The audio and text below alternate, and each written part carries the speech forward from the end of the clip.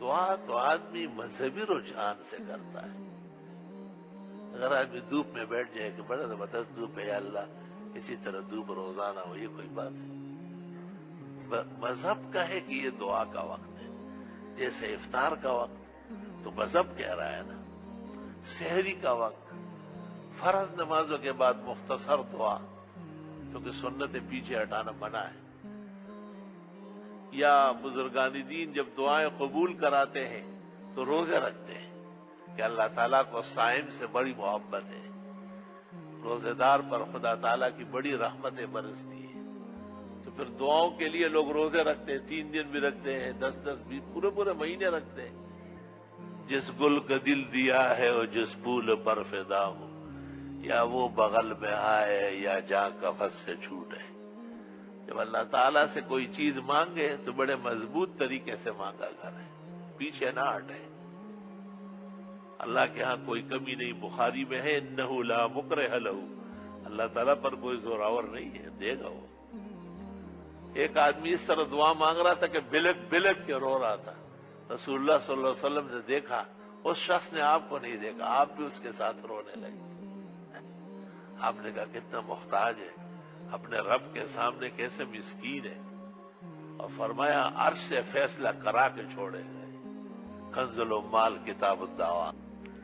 تو دعائیں بھی لوگ اس لیے مانگتے ہیں. پھر گھڑیاں دیکھتے ہیں، اوقات دیکھتے ہیں. گھڑیوں سے مراد یہ گھڑی نہیں، اوقات، کہ کس کس وقت میں بہت اللہ تعالیٰ خوش ہوتا ہے.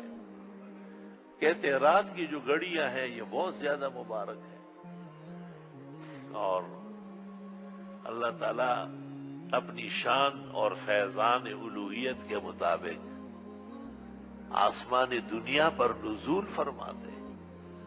اور پھر اعلانات ہوتے ہیں کہ الا من داعٍ اجیب لہ ومن مستغفر اغفر لہ ومن مسترزق فارزق لہ.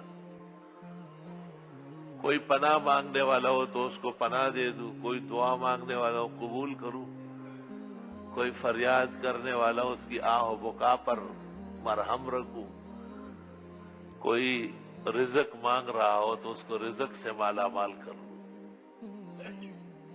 صبح صادق تک آسمانوں کے اندر یہ اعلانات ہوتے رہتے ہیں. مستدرک حاکم میں جناب نبی کریم صلی اللہ علیہ وسلم نے فرمایا ہے علیکم بقیام اللیل، راتوں کو اٹھ کے نمازیں پڑھا کرو. فإنہ دأب الصالحین قبلکم، تم سے پہلے بزرگوں کا طریقہ ہے.